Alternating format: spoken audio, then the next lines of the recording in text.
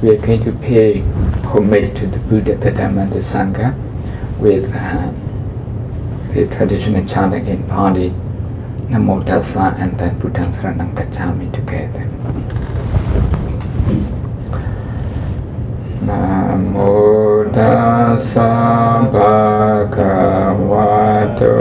Arahato Sambuddhassa. Namo Tassa Bhagavato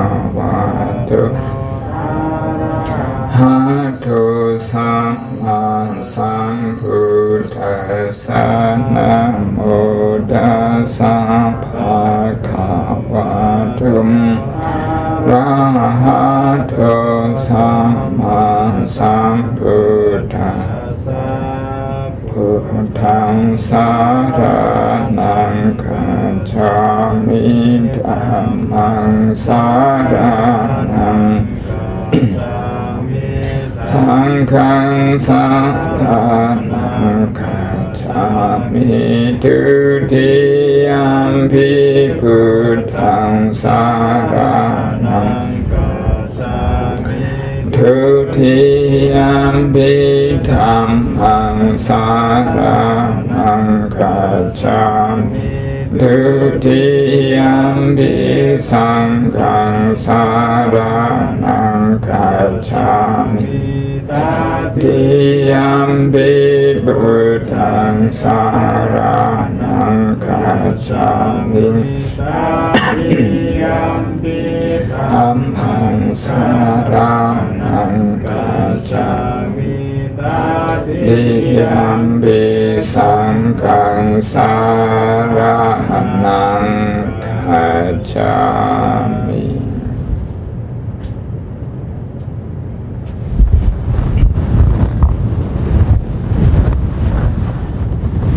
I'm very pleased to have this opportunity to share the practice that I follow, which by any standard, any means, is still very modest. I think it's important that we focus on emotion. I usually use the teaching of the Four Noble Truths and mindfulness to focus on emotion. When we talk about emotion, one story comes to my mind. This is from Tibetan Buddhism. One day, a cowboy, we may call this cowboy in American term. I don't know how the Tibetan would call this. In Tibet, you have a lot of yaks. And he was taking his yak, through the mountain to graze. And then he came across a Buddhist monk meditating very deeply. He was very curious. He looked at the monk, the meditating monk, and he said, "What are you doing?" And the monk said, "I'm meditating." To the cowboy, a monk sitting in the snow on the Tibetan high plateau, alone, far from human inhabitants. This is something strange to the cowboy. So the cowboy said, "You are foolish." That shook the meditating monk. He was in deep meditation. He woke up just to answer this gentleman. But because of the remark from the cowherd, the herdsman, emotionally he was shaken, and he shouted back. He pointed his finger at the cowboy and said, "You are foolish." What do you make of this? He is a meditating monk. who has left the society, even his monastery, for solitude, to dedicate himself and his time to meditation practice. And he couldn't take what a cowboy was remarking about him. Internally, he's been shaken. This is to say that concentration alone is not enough if we don't get to know our emotion.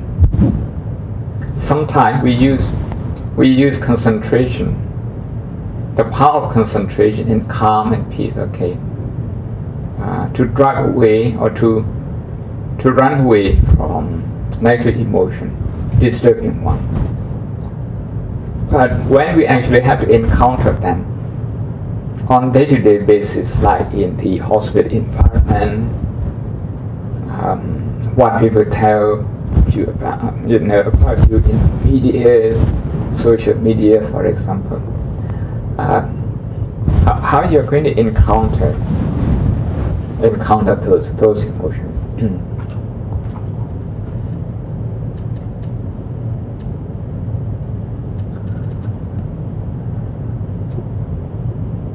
As you know, in the late 19th century, Charles Darwin from Cambridge University wrote a book. He published a book about emotion, the facial emotion. I'm very interested in this book because he's a natural scientist, and as you know, in natural science, you don't have any official position about consciousness. Everything is reduced to chemicals, reductionism. Just recently in England, the Royal Society and the British Academy, one of them, the Association of Top Humanities Scholars, the other natural scientists, they came together, this is about 10 years ago, to discuss about consciousness. Natural scientists, they know that to use chemical alone to explain emotion, and that's not enough. To study neuron in our brain and then to explain emotion, that's not enough.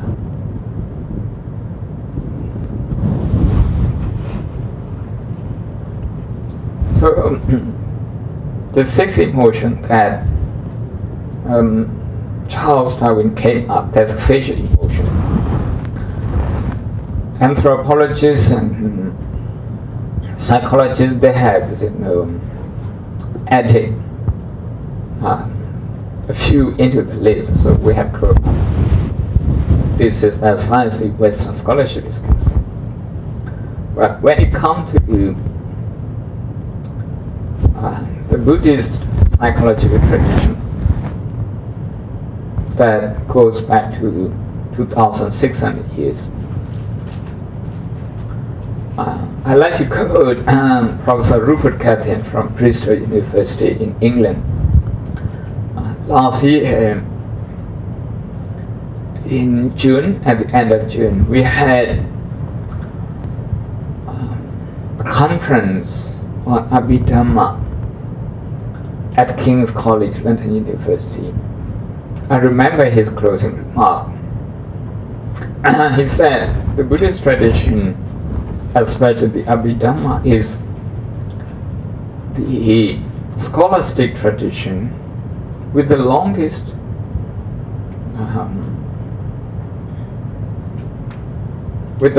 record of studying human mind. I'd like to add that the Four Noble Truths, the mindfulness tradition, or the meditation tradition that we have in Buddhism is about the study of the mind. And how do we study the mind? I think to make it easy, I look at the two functions of the mind as emotion and thought. We can talk about memory, but you know, we can we can use it as second, just thought and emotion. But I don't really think for people, you know, who have gone through some kind of university education, we really need to think about. We need really to talk about, you know, thought. We are all very familiar with different thinking system. Sometimes what I tell the people, I mean, students and friends at Oxford, is that one shortcoming is that we go to university to learn how to think, but we have never really learned how to stop thinking. So as a result, what happens is that, okay, sometimes the thought keeps spinning and we can't sleep. And we tend to chemicals, you know, to use sleeping pill and all those things.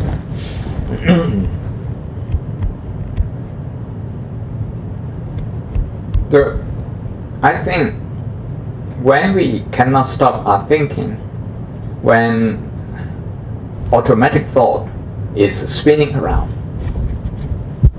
there is a driving force. Usually that driving force is emotion. That is why for the last few years I have chosen to focus entirely on emotion management through mindfulness and compassion. Today I'd like to talk about one aspect of this, about managing negative emotion with mindfulness and compassion.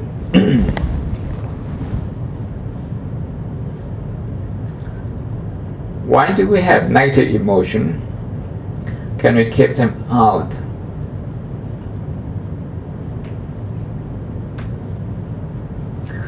Naturally, only a small part of the world is familiar to us. The larger part is not. Only a small portion of the world population is known to us. The majority is not. So we have to live with the unknown people, unknown situation.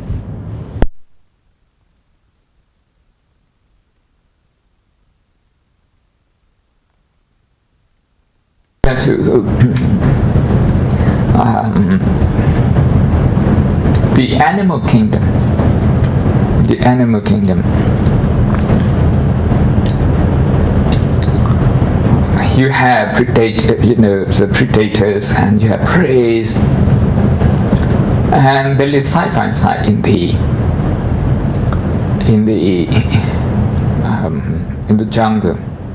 We call them a jungle, but they don't call it a jungle. That's their kingdom.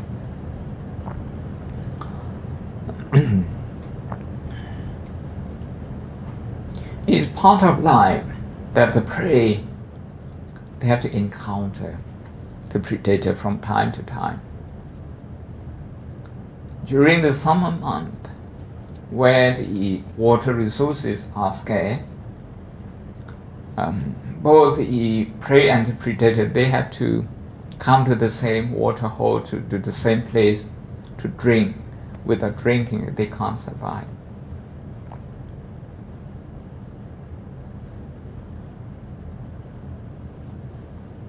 So, just Charles Darwin says that as a living being, you know, we have survival instinct. When we detect any danger, we either follow the instinct of fight or flight. Fight or flight. If the prey think it can escape, it will just run away. The deer will run away from the lions, from the tigers.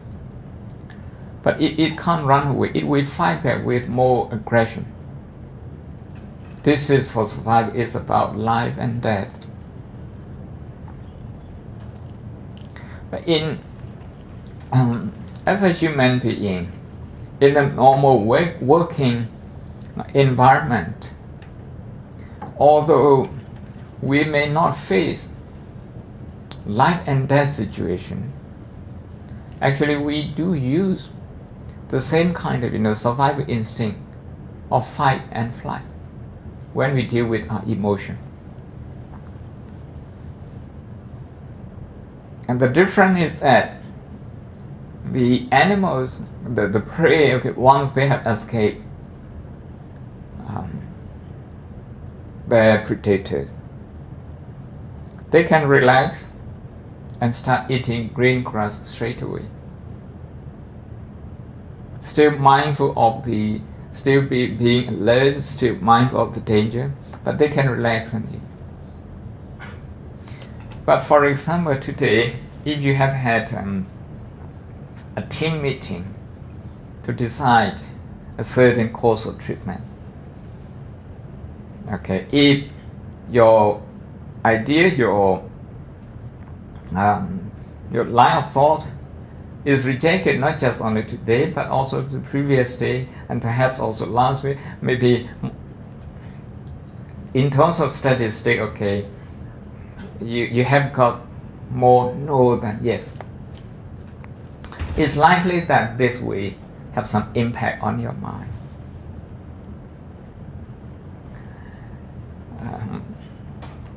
I don't think it happened here in Singapore, but some consultant in England, I have many consultant friends. They say sometimes they have to ask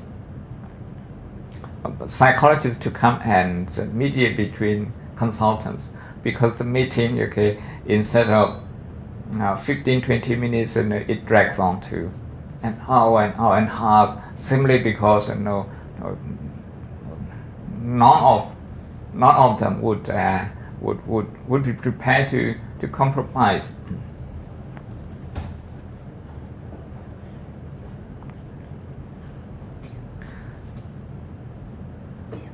This can happen to Buddhist monk, as I have just said earlier, a meditating monk shouting back at the calm point. It can happen to anyone. So the Buddhist approach for the last 2,600 years is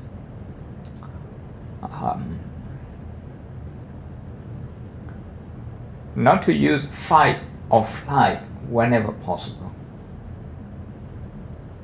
Instead, to use the approach what we call tend and befriend.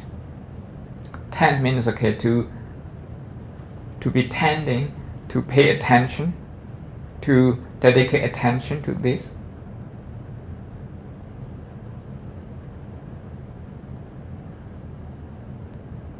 One psychologist said that what the world really needs is the education of attention. This is what Buddhism offers as meditation. Tend and befriend. Befriend is about making friend with our emotion, negative emotion. Usually when we see negative emotion in ourselves, maybe insecure feeling, maybe irritation, maybe jealousy, maybe annoyance, when you think you are being crossed, your path is being crossed, your professional courtesy is not being respected, the kind of reaction that we have, and those reactions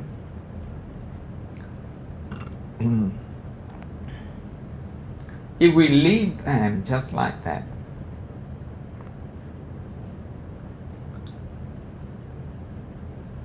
they will become established in our subconscious mind.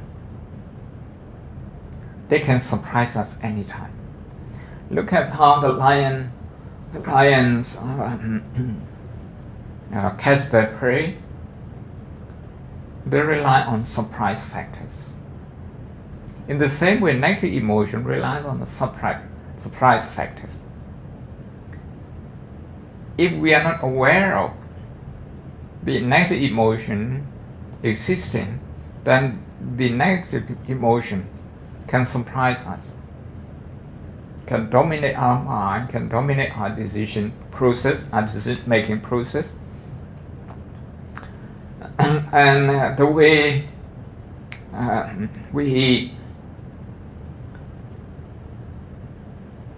we decide to pursue in our life.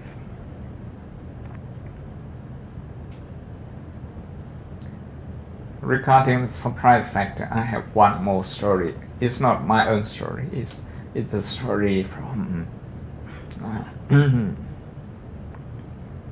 a very senior and experienced meditation teacher.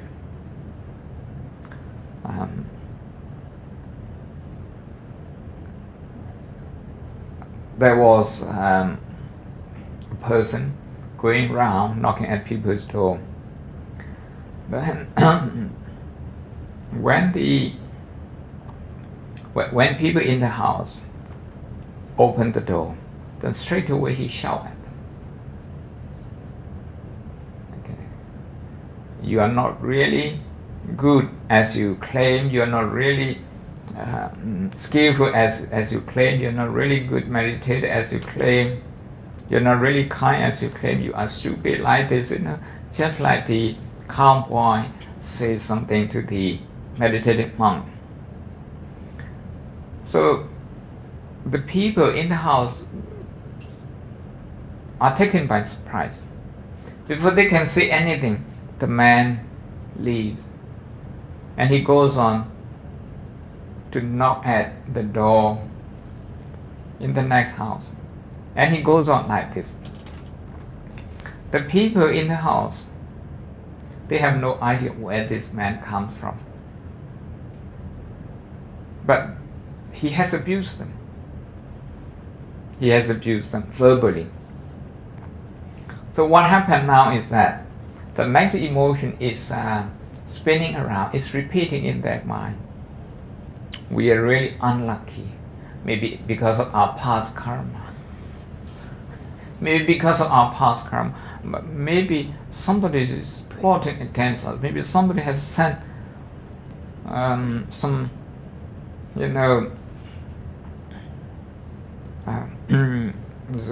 people have, a certain plan to destroy us. People develop some fear, some insecurity. With that fear, with that insecurity, and also fury, those emotions coming together, now the auto mind is getting stronger.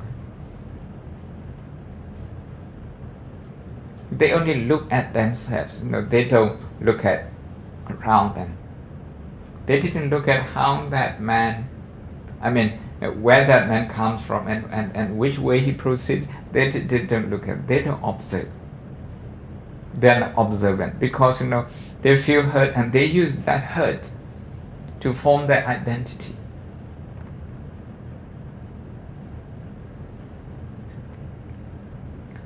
Now they think that in the whole town, in the whole country, they are the only one who have been abused this way. Then after some time, another man comes around and knocks at the door. Now they open the door with anger, with fury, with suspicion, with a lot of negative emotion. Remember, the first time they opened the door, the emotion was neutral. But now they are full of negative emotion. The second man asked, have you seen a man walking pass by and knocking at people's door? Yes. Are you related? They are ready to hit at this man, to call the police to catch him. But I said, no. He is crazy. He is crazy, he gives information. Now they got the information that the first man is a crazy man. When they got this information, all the negative emotion drop.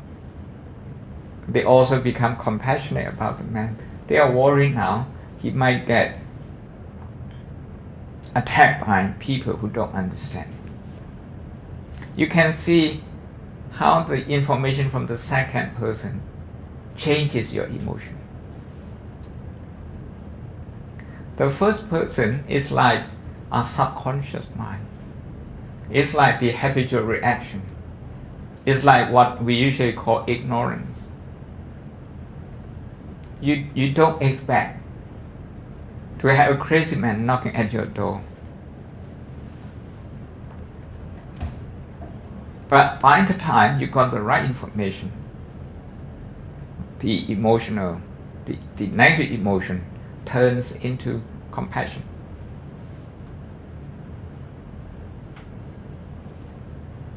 You may ask yourself, do you get your door knocked at?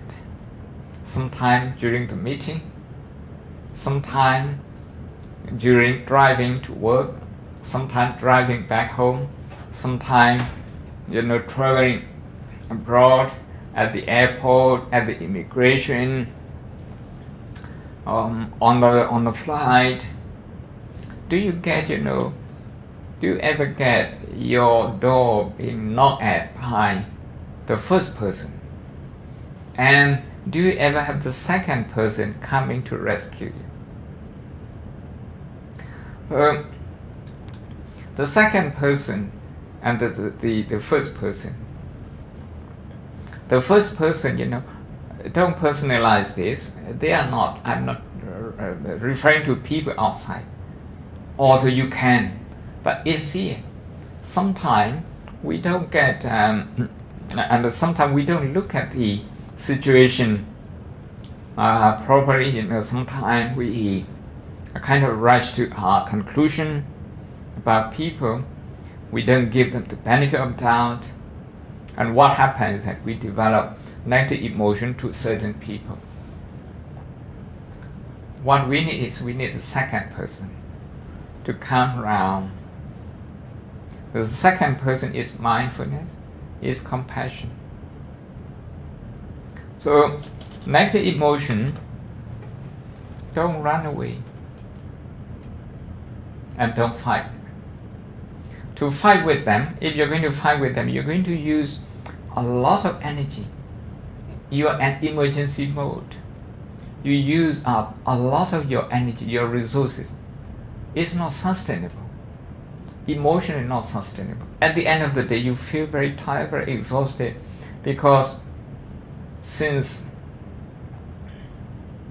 the meeting in the morning, you have been in emergency mode.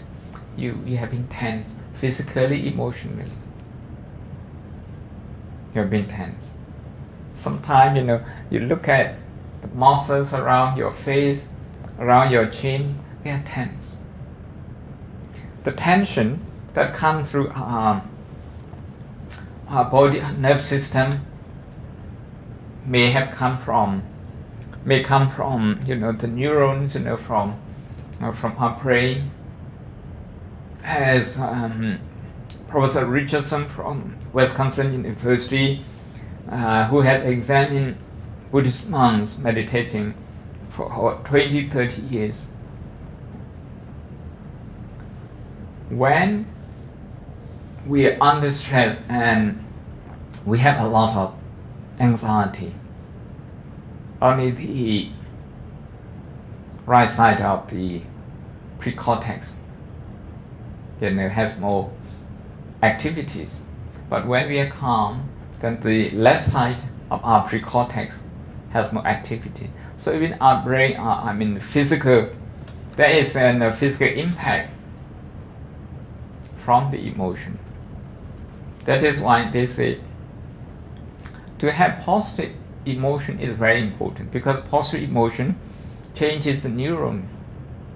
And as you know, the latest neuroplasticity theory in neurology, with meditation, that the neurons, even the damaged one, they can rewire with the healthy one. and then help both the mind and the body. That is why in Vipassana meditation, in mindfulness meditation, the first step of knowledge in the traditional understanding is the knowledge of the mind and the body, meaning the mind and the body affecting each other, working together. This is the first knowledge. The knowledge of mind matter. So, with scientific research, backing up, and today, what I like to do is to do a short meditation with you, about 10-15 minutes, and then we open up question. The instruction is very simple. Very simple. First, we are going to do mindfulness of breathing. You can do mindfulness of breathing the way you have trained yourself. You can count your breathing. You can, if you like, you can put a lot of effort into breathing. You can just breathe normal. In any way that would do. The thing is that mindfulness of breathing is very important. That's the message. When we are anxious, breathing pattern changes. The oxygen supply is not sufficient, and that affects the function of the organs and the mind as well. So just focus on breathing in and out. And then I'm going to suggest that it's like this. Mindfulness will be functioning in two stages. The first, when you're observing breathing, I would call this like passive mindfulness. You're just focusing on something which is there, not moving, like breathing. But the second stage, active mindfulness. For this one, I like to suggest that you go after your emotion. Deliberately go after your emotion.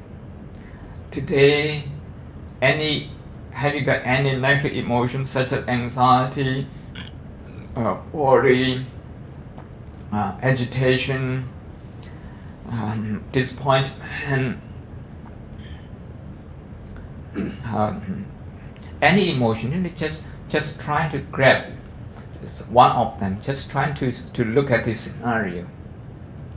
Either the emotion may be related to yourself, maybe related to other people. Just trying to grab that, and then orientate your mind towards compassion. Because whenever we are facing negative emotion, we are at a crossroad. At a crossroad, you have to turn either left or right. One of them is for the emotion to become more negative, to become more destructive. The other is to turn the anxiety into compassion, which is energizing. The other one, the destructive emotion, like annoyance, anger, automatic thought, they are very taxing.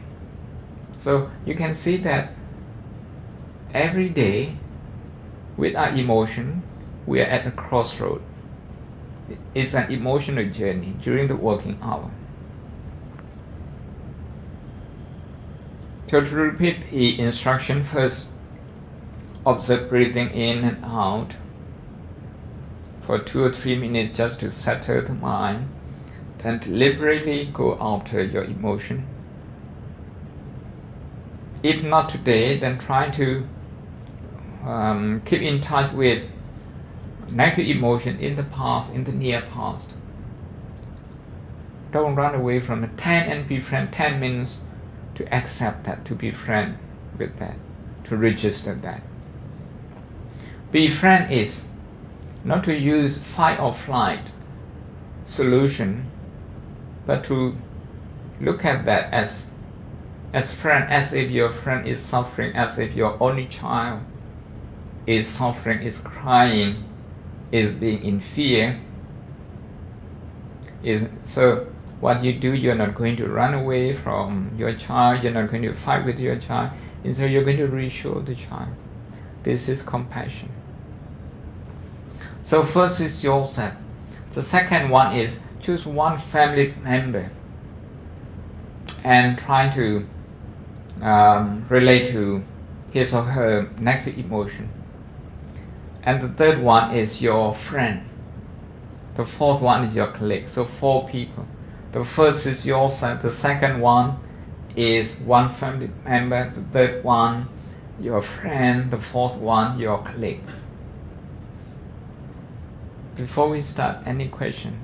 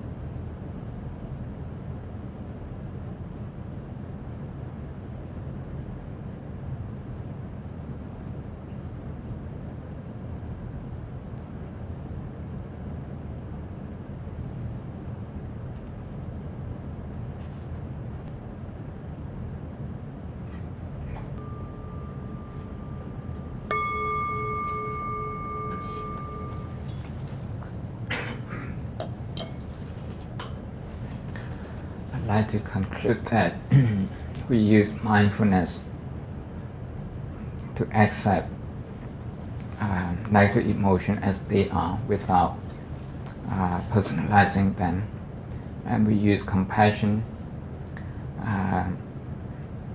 to turn negative emotion into our friend. When someone becomes our friend, we are not scared of them anymore, and we think about them in a more positive way. In the West, as you know, positive psychology has started about 20 years ago, and they promote values such as compassion that we in the Buddhist tradition have been doing for the last 2,600 years. So any question and comment?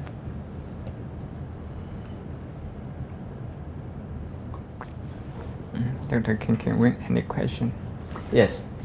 In your experience, such approach that you have been guiding us around, any possibility of applying to a schizophrenic mind who is at its active stage? I think when somebody requires medical attention, I think it would be good if the clinical aspect is taken care of closely, and then I believe that it's possible to use this approach skillfully. Just like in medicine, this one also has its own dosage. So I think it's possible. Possible in a sense, I'm a hopeful and positive person. How much, I mean, with that kind of people, you need to give a lot of attention. And if we're able to provide that, I think it might help.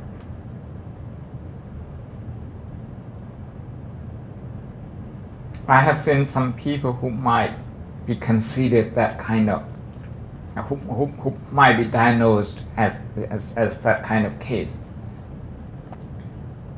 But because of the close attention that they get from their masters, from their teacher, and they also don't neglect the clinical need. So I think people remain stable. I have seen maybe one or two. I can't tell you the percentage. I have not done any research on this. I have not seen people doing research on this. But what we believe is that emotional training has an impact on the brain, on the neurons, and the neuron on the habit, on the emotional habit, and the habit on the neuron. You can see how they are affecting each other. Based on that theory, so my general answer is that I think so. Would there be a possibility that the psychotic mind, the schizophrenic mind, is unable to meditate and they just have to exhaust their bad karma? When we talk about meditation, are we talking about traditional meditation, closing your eyes? In most cases in Zen meditation, you don't close your eyes, but you're staring at something for a very long time. They may not be able to do this. But there are many ways of meditating. And we have disabled children visiting us maybe once a year, something like this. One child needs 2 attendants. You can see the severity if I say this. When they come, we like to introduce meditation to them. We want them to benefit.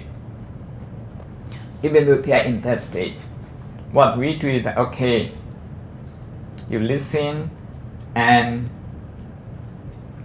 you close your eye, you listen. This draws attention of the children. And then say, okay, now I'm holding this, you can hit. And they hit just once and ask other children to pay attention to this. Because this is the education of attention. And then somebody, any volunteer, to lie down here and put this gong, on your belly, and you close your eyes, somebody who lies there, and anyone who would volunteer to hit this gong, you can draw their attention. Usually they are very restless. They need 2 attendants, but for a brief period they calm down. Don't talk about them. Like I visit private school annually, a few private schools, very bright boys and girls, boys school, girls school, in and around Oxford. They are equally restless. And I go into the room and the teacher says, now this is your challenge. They would use that, the teacher would use their voice, at the top of their voice. That's the way how they speak to their student. I straight away, with my rope, this is something peculiar to them. I'm here to challenge you. They like being challenged at the age of 13, 14, 15, 16. They like being challenged. I challenge you, to look at yourself, to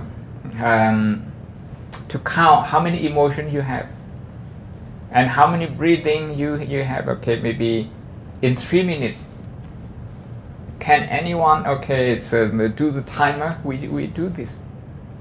Do you agree 3 minutes or 4 minutes or 2 minutes? Or it depends on I throw that to the class. Once agree, we do that. And I have also tried with children as young as 7. I sit around them. Okay, I sit around them.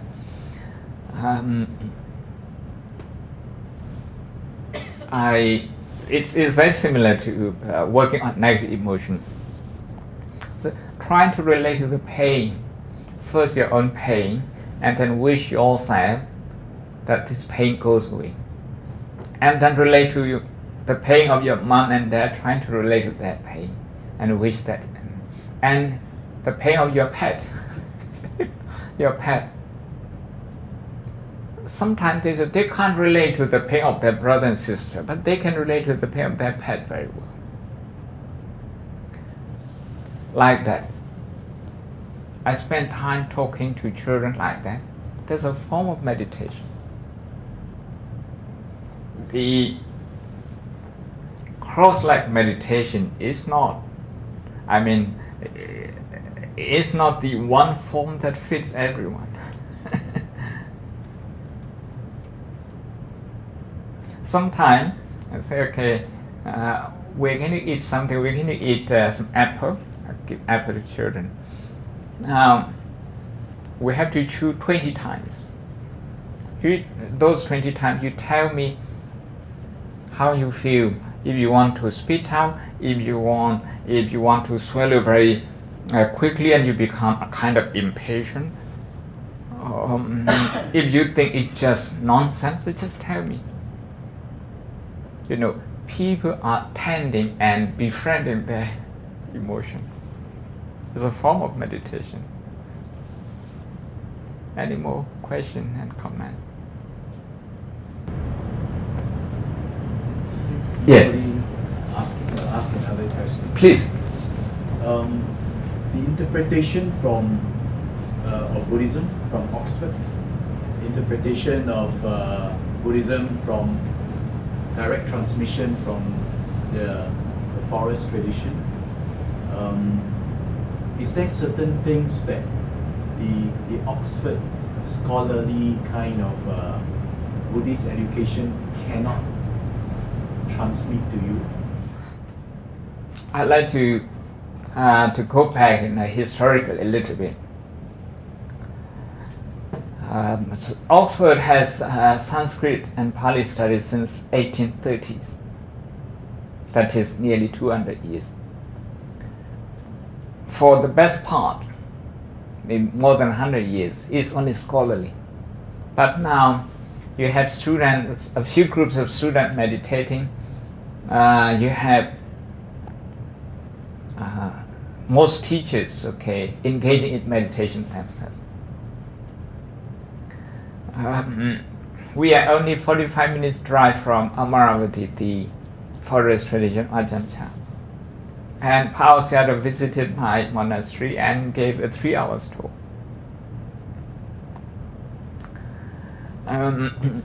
The scholarship has changed. Those days, before the 1960s, if a Buddhist scholar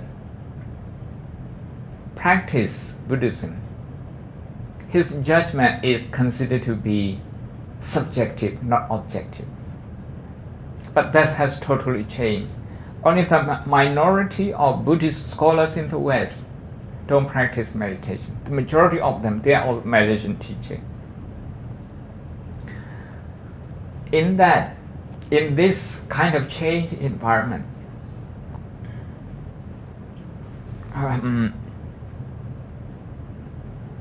what Oxford and Western University are interested is the application. Oxford has Oxford Mindfulness Center, a 2-year course, a 2-year master course in mindfulness, Buddhist psychology, clinical. These are all clinical psychologists from hospitals from all over the world. 12 students for every batch, 2 years. For every module, you meditate 5 days. 5 days. So the pure scholarship of the old day is gone. The application in anthropology, application in psychology, application in philosophy, in theology. I'm a member of theology department and theology, like that. Now, when we talk about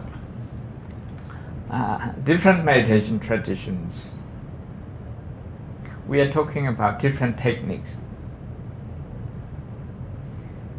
When we talk about techniques, we may differ because we rely on our own experience. The teacher, they rely on their experience and they transmit that. But if we talk about meditative qualities, we are the same. Mindfulness is not a meditation technique, it's a quality. Concentration is not a meditation technique, it's a meditative quality. Compassion is not a technique, it's a quality. When we talk about the 7 factors of enlightenment, we are talking about meditative qualities. In that way, we can understand the existence of many techniques.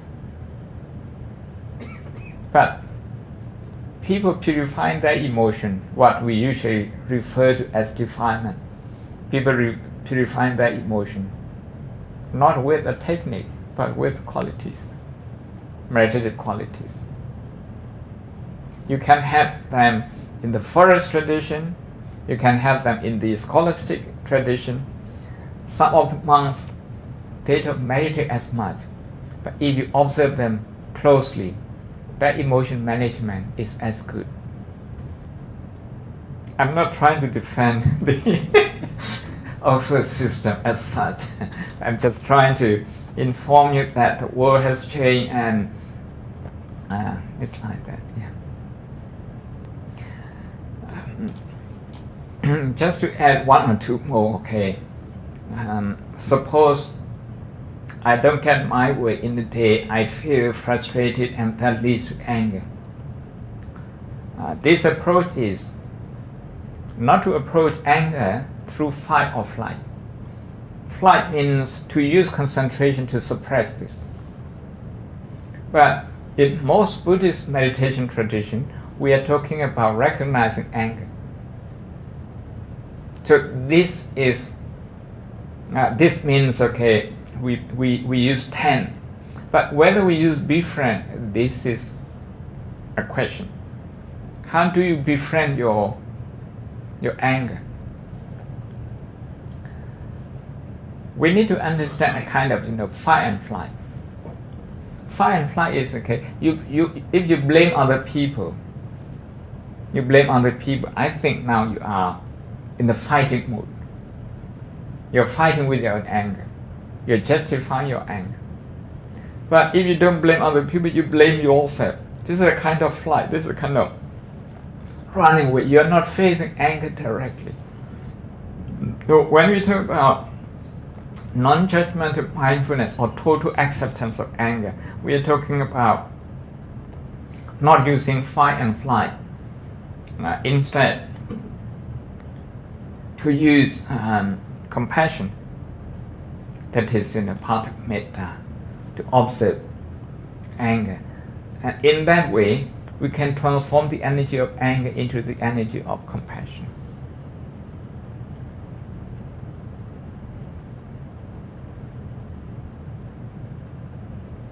I think we can conclude here today. If you don't have any more questions, comment, any more questions and comments? Yes, please. Can I just ask, you said transform the energy of compassion into, energy of anger into energy of compassion. How is that done? Yes. One of the minds of personalizing anger. By observing anger, compassion can arise, because you see that your mind is suffering from anger.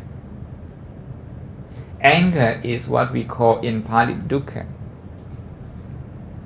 In the Four Noble Truths, dukkha is not something to run away, it's not something to fight with. It's something to understand. something that has to be completely understood. Once you understand that understanding, if you like, use the word wisdom, gives rise to compassion.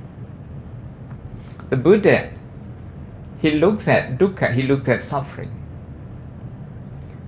But he did so in a very skillful way, that by looking at dukkha or suffering, that didn't depress him. Instead, he became compassionate. That gave him a lot of energy, because he could relate to the pain of many other people. Everyone who is angry, he can feel their pain.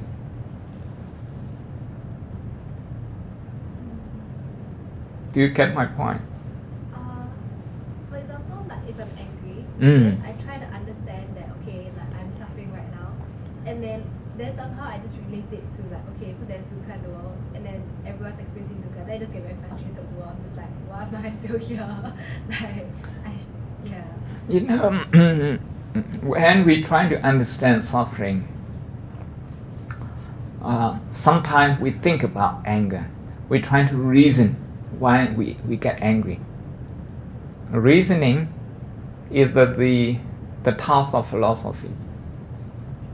And in the summer, these philosophy students from Oxford Summer School, some of them came to my meditation class, and they asked me, what does Buddhism think about philosophy? I said, no, philosophy is very good, but it has its limit. What do you mean? The point is that, okay, you sit here with me for 20 minutes, don't move. When you are in discomfort, use all your philosophical position to reason this. Don't move. You will see the limit of your philosophy straight away. Meditation is about going beyond philosophy. It's about using philosophy and also going beyond that. In the first sermon, the Buddha talks about avoiding two extremes. I mean, two positions excluding each other that become two extremes. Meaning logic. In philosophy, we call this logic. Logic consists of two positions that exclude each other. The Buddha said, it doesn't matter how good our thinking is. If we follow logic, there is a boundary. So the middle part in philosophy is called dialectic approach, meaning it goes beyond two extremes. This, as you can see in the Noble Eightfold Path, one is about training our attitude. Something like right view, right thing. This is about right. It's about our attitude. Actually, right thinking in the Four Noble, the first one is about the view, how we look at the world, our world view. The second one, right thought, is about right emotion. It's about not using violent thought, meaning fight and flight. Instead, to use compassion. That's right thought. It's not possible to use thinking, to use philosophy and develop compassion. Otherwise, compassion will be the exclusive property of educated people. That's not the case. So observant, to observe, to get connected with our anger, that's very important. When we get connected with our anger, we come to see how the subconscious mind behaves. Either blame other people or blame ourselves. Only these two. And those two, they exclude each other.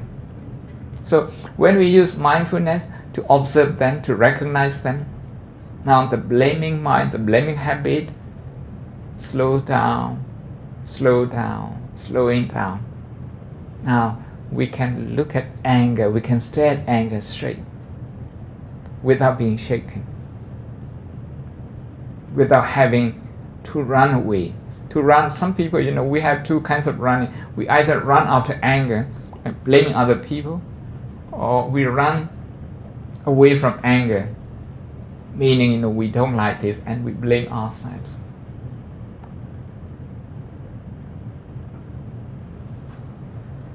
So in anger management, the ability to look at anger without personalizing is very important. What we usually express in English, don't take it personally, is not that easy.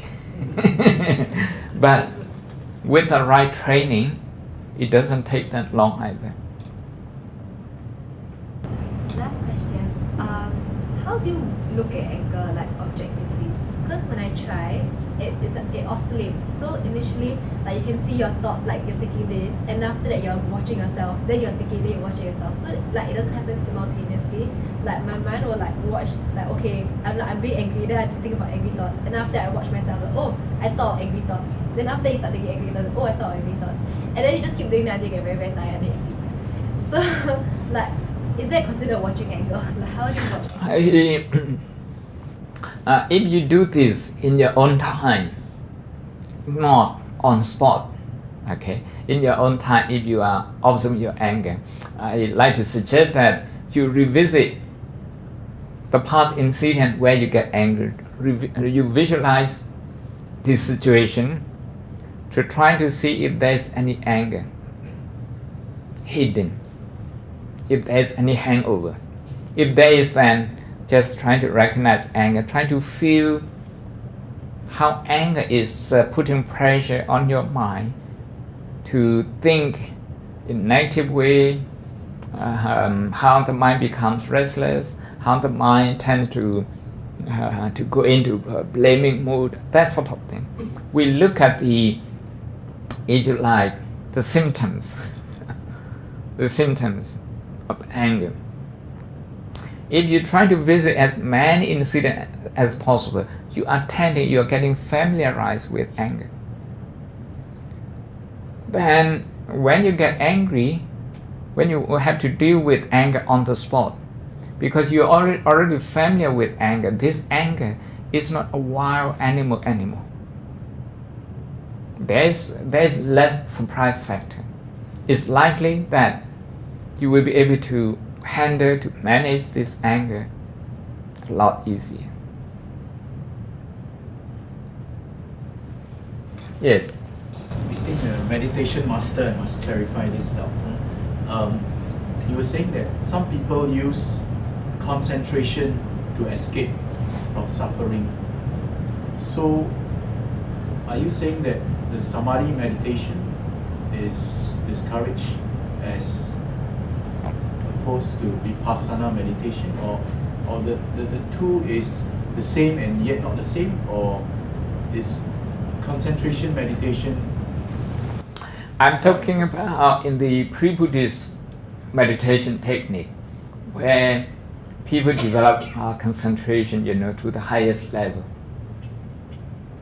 But they didn't use concentration to kind of, if you like, do surgery on their emotion. So the emotion remain untouched. TM, as you know, transcendental meditation. This is non-Buddhist meditation. I have joined one or two because I'm part of the Interfaith Forum for the last 20 years in England, and when the Buddhists are the hosts, we offer some Buddhist meditation. Anyone interested can try. If we go to Brahma Kumari, and then we also try the TM, and if we go to Catholic Church and Anglican Church, and we join the prayer. This is part of the Interfaith Forum.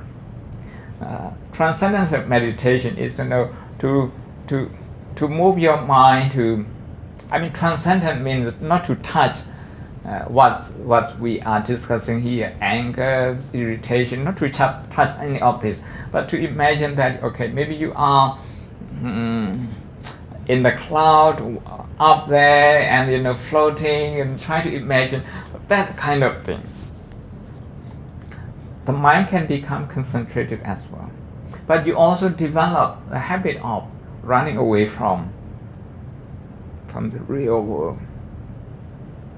But as far as the Buddhist meditation is concerned, when people do the samatha or the one-pointedness oriented meditation, it's only a question of when they will use concentration to tackle emotion. Usually in the Buddhist samatha meditation tradition, the emotions are described as 5 hindrances, and people use jhana, to work on them one by one. So there is no running away in that sense. If you go to that point, if you get to that point. Do I answer your question?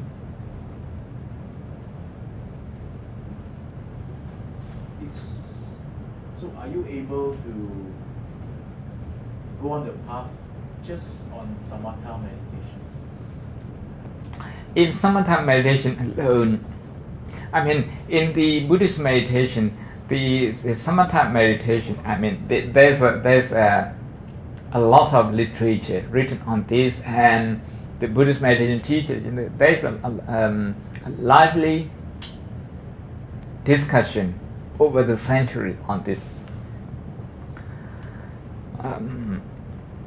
The samatha meditation, when they do samatha, I know some of them, they get a kind of very attracted to the calmness, and they're reluctant to go beyond.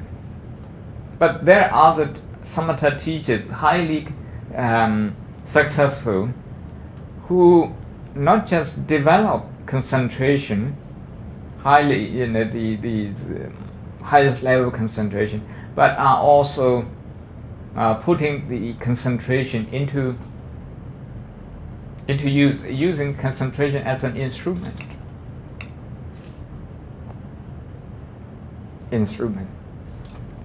What we have to keep in mind is our roadmap is the Four Noble Truths and Noble Eightfold Path.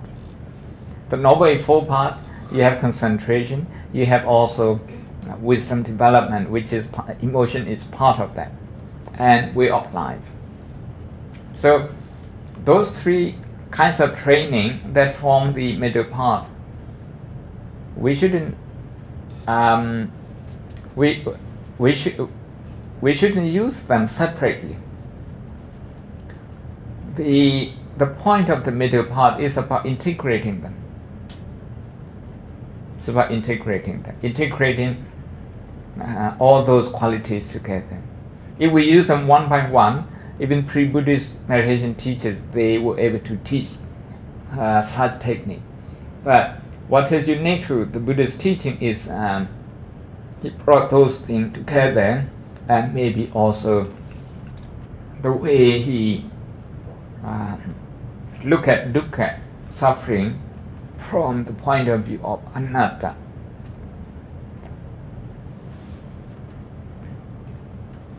I think it's 8:30 now. Yeah, so thank you very much. Thank you, and I wish all of you